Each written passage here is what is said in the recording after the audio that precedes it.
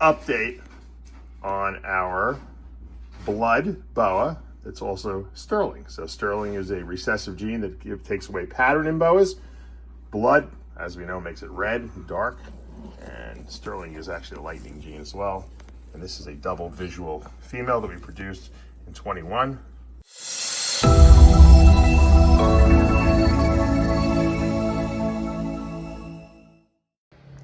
What's up, snake fans? Dave Palumbo here for Muscle Serpents Daily. Oh, guys, I know I've missed videos for months and months. It's been a crazy, crazy time in my life. Finally back in my house and in my facility 100% of the time now. That's great. You know, sometimes stuff in your personal life just doesn't go right and you got to work it out. I'm worked out now. I hope to start up with these videos on a regular basis again. As you can see, my outdoor enclosures here changed a little bit. I got my Bredli python right there. There's my male, my females in the water bowl. Let's see if we can see her. There she is. Hopefully they'll be breeding. They're spring breeders. And we have a diamond python over there as well in that other enclosure. And I have really redone my whole snake room. You guys haven't seen it yet. So I was going to do a tour today, but the lights are all out in all the cages because I got too late. Tomorrow or the next day, I will film the official tour with all the lights on, and you get to see how the new setup looks in all three of my snake rooms and all the new stuff I've gotten, or actually not new stuff, maybe just honed in stuff. And you'll get to see how big those. Well, you're going to see one of the water monitors here today, but you're going to see the full extent of the water monitor breeding project that I have going on. And I hope, once again, to be doing these very regularly. And I know you guys have been asking, where are the videos? Here they are. Stay tuned. It's monitor feeding time.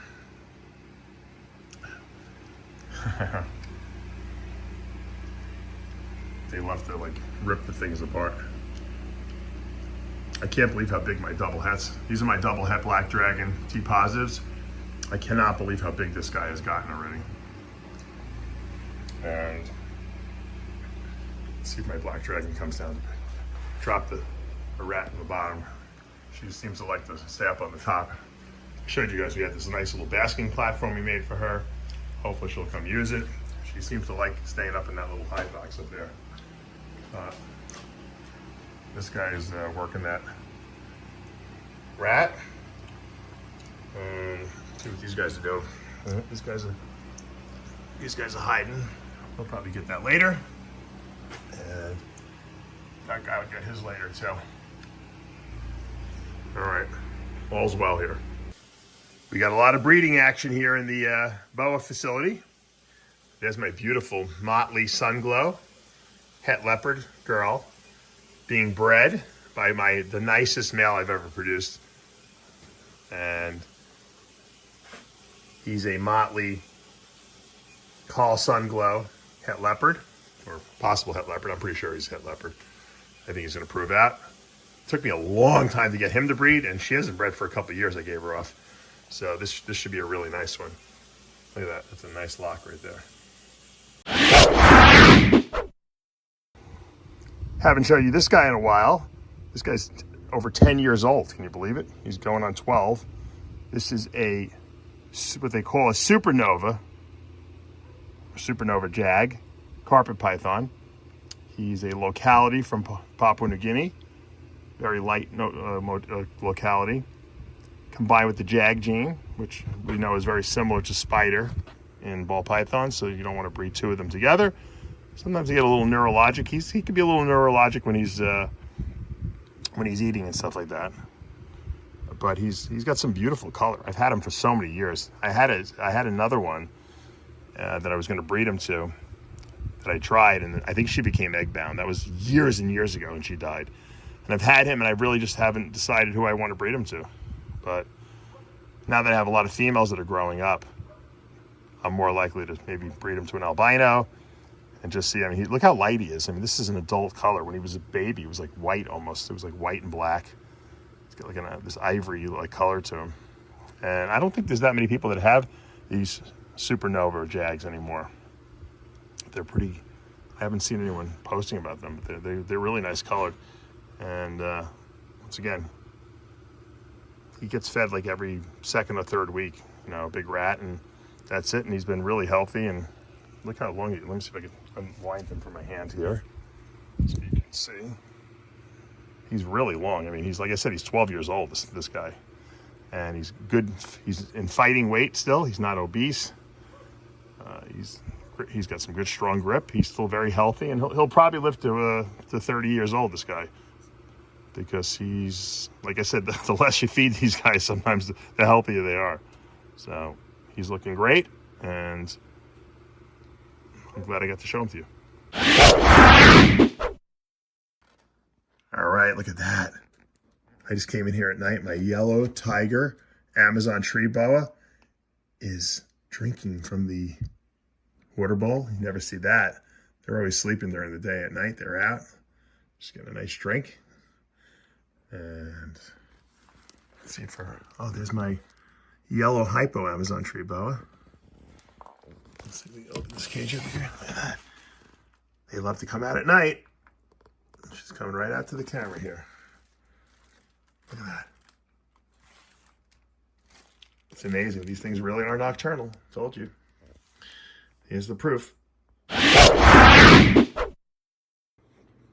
right, we're going to do a little blood python update. I haven't shown you my albino guys in a while. This is my male albino blood, possible matrix. It's got a little stuck shed in him. These guys need a lot of humidity, and you know, I try to wet the cocoa down all the time, but he seems to have had trouble shedding. He's got some nice size on him, this guy. So I'm gonna move him into a 4-foot cage, I think. We're gonna set up for him. I had him in a tub for a while just because he was small and I didn't want him escaping, but he's beautiful. The female's really nice because she's all her shed is off. But these blood pythons were the first bloods I ever owned. And I bought them at the Daytona show a couple of years ago. What year was this I bought them? 22. So they're almost 3 years old. I think they'll breed at the end of this year, I'm hoping. They're not huge. I don't really overfeed them too much. I feed them every other week. And they've been putting size on. My son loves to pick the stuck shed off these guys. I think I'm going to soak this guy tomorrow. Get him a little better hydrated. And he's got a little stuck shed on his head too. And I don't want to start picking his head off because they don't like that too much. Let's look at the female. She's beautiful. She's got some really bright coloration. And she's also possible matrix. But she's a T-negative albino. I think the blood python T-negative albinos might be the nicest T-negative albinos in all the python world, and they get nicer as they get bigger, which is something that you don't see with ball pythons. You know, they usually fade. Look at all those reds. Imagine if you had this in a boa, you'd go crazy. If you had these reds in a ball python, you'd lose your mind. There's no reds in ball python really, so it's oranges, but not reds like this.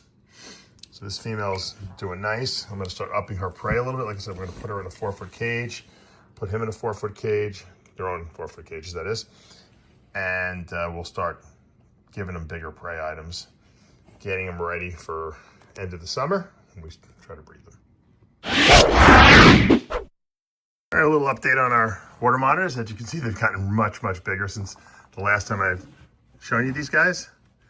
And this is probably my sweetest one. She's a sweetheart. And the reason I put the gloves, I don't even need gloves with her, but you know what? Their claws are so sharp.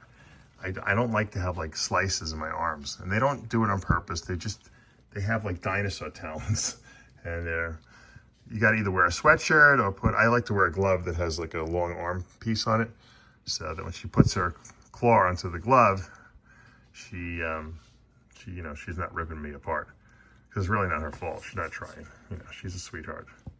As you can see, she's not biting or anything like that. She's just, she wants to come out and she likes to hold on so she feels secure. And those claws are just, too much for my flesh. It tears right through the flesh.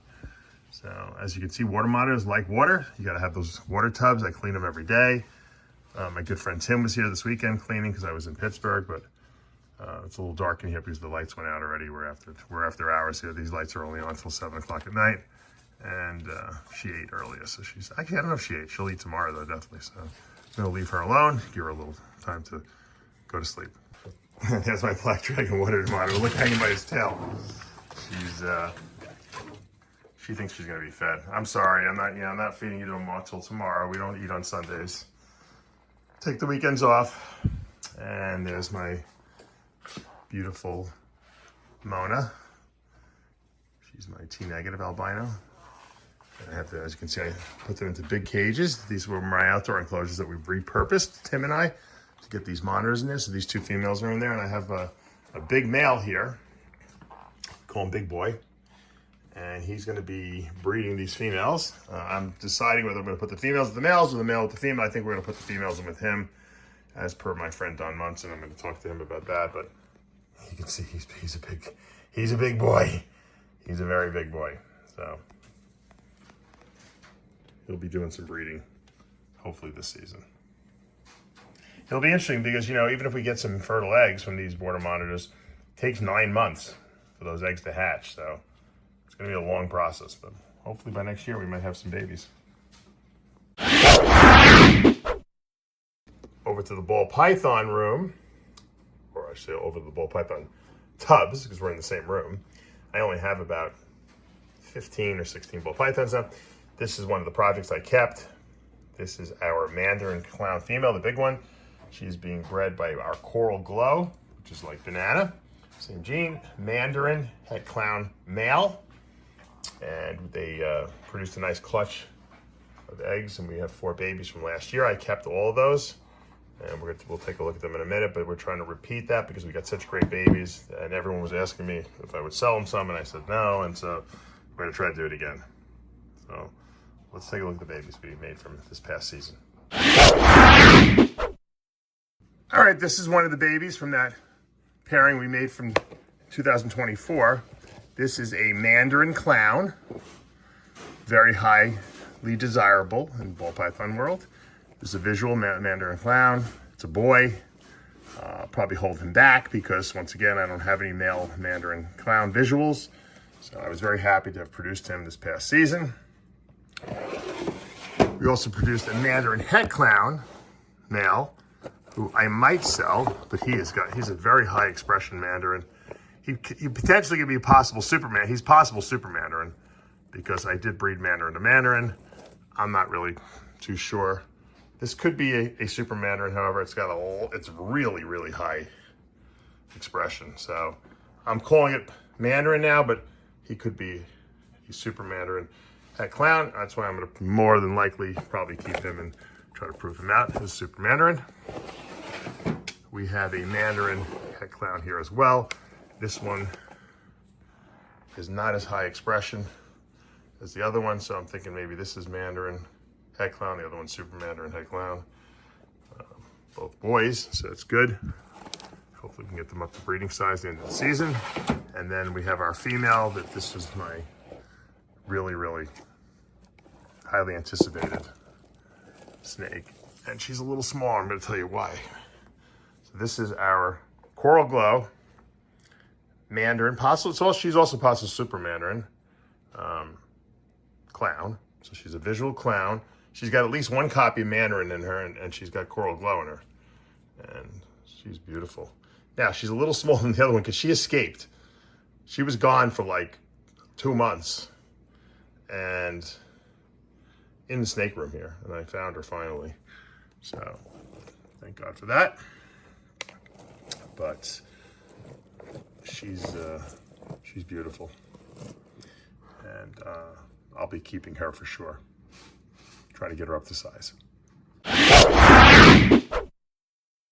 And we'll finish off today with a little update on our blood boa. It's also sterling. So sterling is a recessive gene that takes away pattern in boas. Blood, as we know, makes it red and dark. And sterling is actually a lightning gene as well. And this is a double visual female that we produced in 21. We produced her last year, 24. and she's just exquisite. As you can see, she's like perfect in every way. She's got the reds in her, oranges in her. She's patternless. She's growing really well. I'm really, really happy. This is the best. This is the only double visual blood sterling I produced from that litter in 24. And she's looking real good. All right, guys, that's going to do it for today here at Palumbo's Pythons and Boas. I hope you enjoyed today's video and a little update on some of the projects we got going on. Got my avocado tree here in the backdrop. I don't know if we can see the avocados growing on it. Let's see if we can find some avocados. Here they are. Look at that. Little baby avocados. And what else is springing up here? We have mangoes. Look at those. Some delicious mangoes. So spring is here in Florida. Everything's blooming and growing, and hopefully the breeding projects are all going as planned. I got some boas sitting on that hot spot. I'll be showing you in the next couple days, and hopefully we're going to be getting a lot of really good boa litters this year. Obviously the python litters are going to be, or I say the python clutches are going to be much, much less because we sold the ball python collection, most of it. We still have some really high-end stuff. You got to see some of that today, and there's still a little bit more I haven't shown you. So don't fret, we still have ball pythons, but we have a carpet python clutch in the incubator that should be hatching in the next couple weeks. Hopefully we'll get some nice snow carpets. We'll show you those as well. But for today, we are out of time. If you enjoyed what you're watching, keep me inspired. Hit that subscribe button, turn on those notifications, hit that like button. I'll see you back next time.